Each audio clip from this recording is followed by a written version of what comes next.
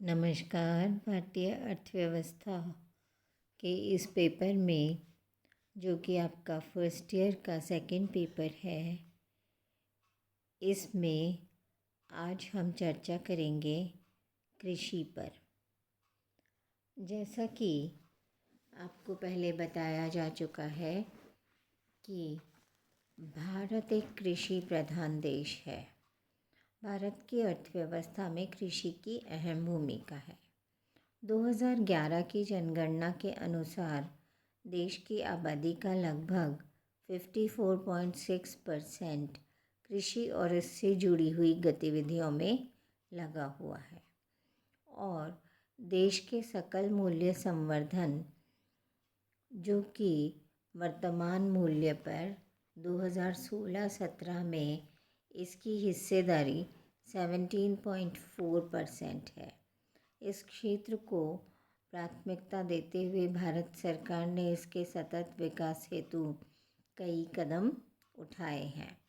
मृदा स्वास्थ्य कार्ड योजना द्वारा सतत आधार पर मिट्टी की उर्वरता में सुधार लाने, प्रधानमंत्री ग्राम सिंचाई विकास के माध्यम से बढ़ी हुई जल क्षमता तथा सिंचाई के लिए उपयोग में सुधार करने, परंपरागत कृषि विकास द्वारा जैविक खेती को समर्थन देने और किसानों की आय में वृद्धि हेतु एकीकृत राष्ट्रीय कृषि बाजार के सृजन को समर्थन जैसे कई कदम उठाए गए हैं। यदि हम 2017 की बात करें, उत्पादन की बात करें, तो उस वर्ष मानसून की सामान्य वर्षा और सरकार की विभिन्न नीतिगत पहलों से 2017-18 में खाद्यान्न का रिकॉर्ड उत्पादन संभव हो सका। 2017-18 के लिए चौथे अग्रिम अनुमान के अनुसार देश में कुल खाद्यान्न उत्पादन अनुमानतः 284.83 मिलियन टन हुआ, जो कि 2016-17 के उत्पाद से अधिक है। 17-18 के दौरान हुआ खाद्यान्न उत्पादन पिछले 5 वर्षों के औसत उत्पादन से 24.66 मिलियन टन अधिक है। अब हम किसानों के लिए राष्ट्रीय नीति पर बात करते हैं। भारत सरकार ने 2007 में किसानों के लिए राष्ट्रीय नीति को मंजूरी दी थी। इस नीति के कई प्रावधान थे, जिनमें विभिन्न योजनाओं और कार्यक्रमों के जरिए जिन्हें लागू किया जाना था, जिनका क्रियान्वयन केंद्र सरकार के विभिन्न विभागों और मंत्रालयों द्वारा किया जा रहा है। नीति के अन्य प्रावधानों को लागू करने के लिए एक कार्य योजना को अंतिम रूप दिया गया और संबंधित मंत्रालयों, विभागों तथा सभी राज्यों, केंद्र शासित प्रदेशों को आवश्यक कार्रवाई के लिए भेजा गया।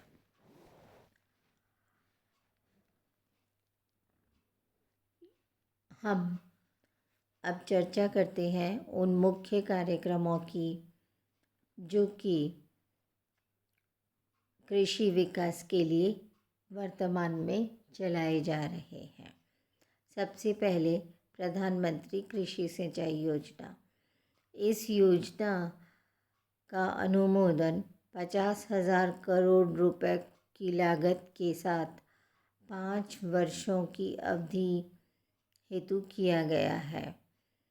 इस योजना के मुख्य उद्देश्य हैं ज़मीनी स्तर पर सिंचाई में निवेशों को समन्वित करना, सिंचाई सुविधा वाले कृषि योग्य क्षेत्र का विस्तार, पानी का अपव्यय कम करने हेतु और खेतों में उपलब्ध बेहतर उपायों को सुनिश्चित करना, सिंचाई और पानी बचाने वाले अन्य प्रौद्योगिकी को अपनाने में वृद्धि, भूमिगत जलाशयों के रिचार्ज में वृद्धि और सतत जल संरक्षण विधियों को लागू करना इत्यादि। केंद्रीय मंत्रिमंडल ने जुलाई 2016 में PMKSY को एक मिशन के रूप में लागू करने का फैसला किया। इस मिशन के संचालन को वर्तमान जल शक्ति मंत्रालय, ग्रामीण विकास एवं जल संरक्षण, कृषि एवं किसान कल्याण मंत्रालय, कृषि मंत्रालय, सहकारिता एवं किसान कल्याण विभाग के प्रति बूंद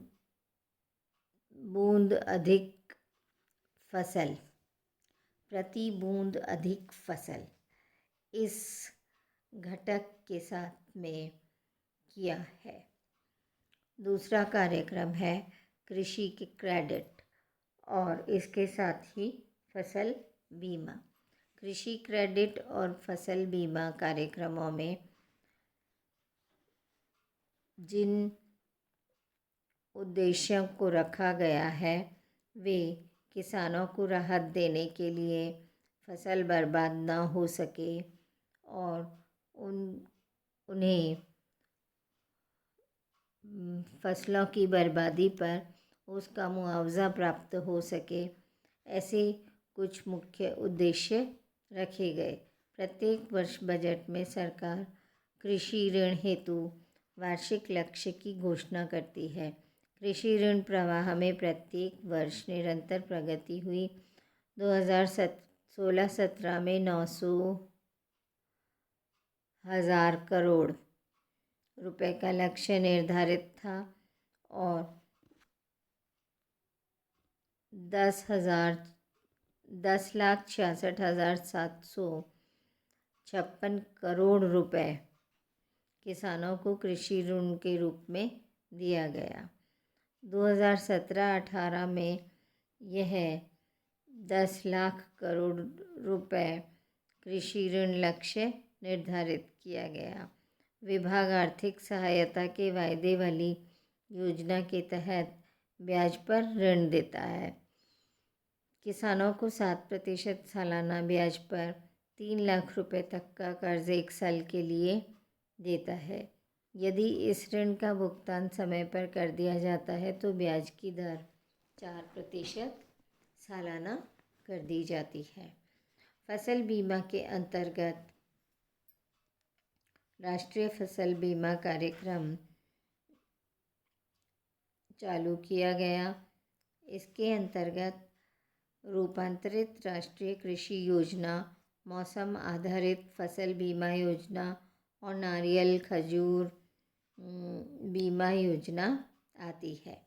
इसके अलावा राष्ट्रीय फसल बीमा योजना का जो कार्यक्रम है उसके लागू होने के बाद 2013-14 की रबी फसल से बंद कर दी गई राष्ट्रीय कृषि बीमा योजना की जो समय सीमा थी उसको 15-16 से बढ़ाकर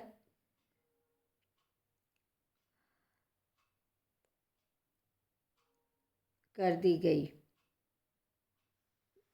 यह 13-14 में बंद होने वाली थी, किंतु 15-16 तक इसका समय अवधि बढ़ा दिया गया।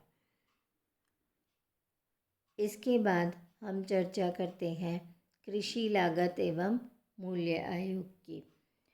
एक समन्वित एवं संतुलित मूल्य ढांचा तैयार करने के उद्देश्य से गठित कृषि लागत एवं मूल्य आयोग का कार्य 23 फसलों के न्यूनतम समर्थन मूल्य MSP पर परामर्श देना है। इनमें 7 खाद्यान्न, धान, गेहूँ, ज्वार, बाजरा, मक्का, रागी और जौ हैं। 5 दलहन उपजें चना, तुअर, मूंग, उड़द और मसूर।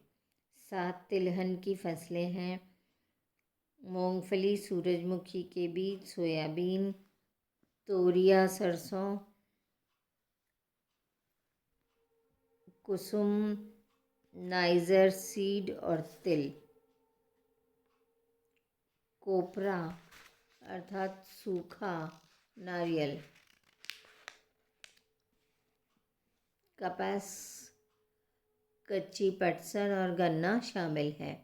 आयोग प्रतिवर्ष 5 अलग अलग वर्गों खरीफ फसल, रबी फसल, गन्ना, कच्ची पटसन और कपास के लिए मूल्य नीति रिपोर्ट्स के रूप में अपनी अनुशंसाएं सरकार को देती है। मिट्टी एवं जल उत्पादकता। देश के प्रमुख प्राकृतिक भौगोलिक क्षेत्रों, उप प्राकृतिक भूगोल संबंधी क्षेत्रों, कृषि, एनवायरनमेंटल, इकोलॉजिकल क्षेत्र जो हैं, उसकी पारिस्थितिकी क्षेत्र 2015 और उप कृषि पारिस्थितिकीय क्षेत्रों तक पहुंच के लिए राष्ट्रीय मिट्टी संरक्षण और भूमि उपयोग नियोजन ब्यूरो ने NBSS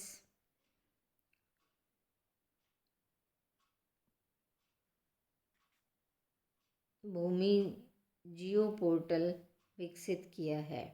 इससे मिट्टी जमीन के प्राकृतिक रूपों, वर्षा, तापमान, फसल वृद्धि अवधि और सिंचाई की स्थिति पर आधारित क्षेत्र विशेष की दृष्टि के अनुकूल लाभकारी फसलों और फसल क्रम की जानकारी प्राप्त होती है। राष्ट्रीय मिट्टी सर्वेक्षण और भूमि उपयोग नियोजन ब्यूरो ने नियोजन और गुजरात के लिए गांव और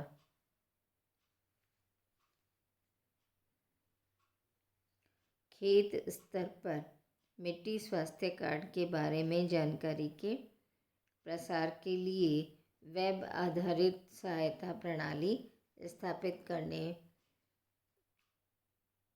का कार्य किया है। इस ऐप में मिट्टी मानचित्र, इकाई की जानकारी और उस सर्वेक्षण संख्या के लिए भूमि उपयोग योजना संबंधी सुझाव दिए जाएंगे।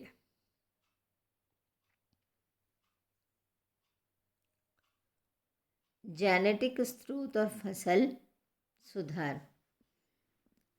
अनेक प्रमुख अन्वेषण किए गए और इससे जर्मोप्लाज्म का संग्रह किया गया, जिनमें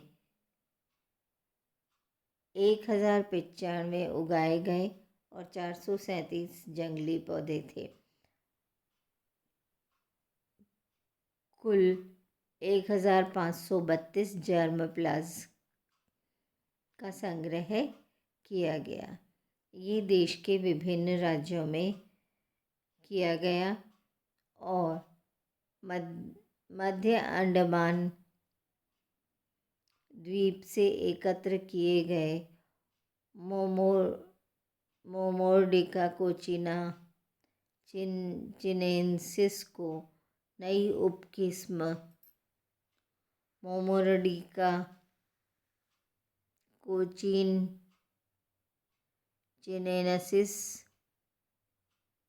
के रूप में परिभाषित किया गया। बाद में इन्हें DNA बारकोडिंग के जरिए प्रमाणित किया गया। फसल सुधार के लिए कुछ नई संकर सहनशील किस्मों को विकसित करने पर विशेष जोर दिया गया। 209 किस्मों में से 117 किस्में अधिक उत्पादन देने वाली अनाज की संकर किस्में थीं और एक ज्वार, जौ, कंगनी, कोदो, बाजरा, छोटा बाजरा, प्रोसो बाजरा, इन सब की थी। इस प्रकार अधिक उत्पादन देने वाली तिलहन की 28, दालों की 32, वाणिज्यिक फसलों की 24 और चारे की 8 फसलें जारी की गई। इनके अतिरिक्त फसल प्रबंधन और एमएसपी निर्धारण काफ़ी महत्वपूर्ण होता है। फसल प्रबंधन के अंतर्गत गर्मियों में छिड़काव, सिंचाई से संबंधित आधुनिक तकनीकों के जरिए जल के उपयोग से हरे चने की उत्पादकता बढ़ाने से IPM 205 से 207 की तुलना में सम्राट किस्म में अधिक स्थिरता का संकेत मिला। इस प्रकार फसल प्रबंधन के अंतर्गत खाद्यान्न फसलों की तुलना में व्यापारिक फसलें या कैश क्रॉप्स को ज़्यादा उपजाने पर बल दिया जाता है। कृषि अनुसंधान परिषद भारत में कृषिगत उत्पादन को बढ़ाने के लिए और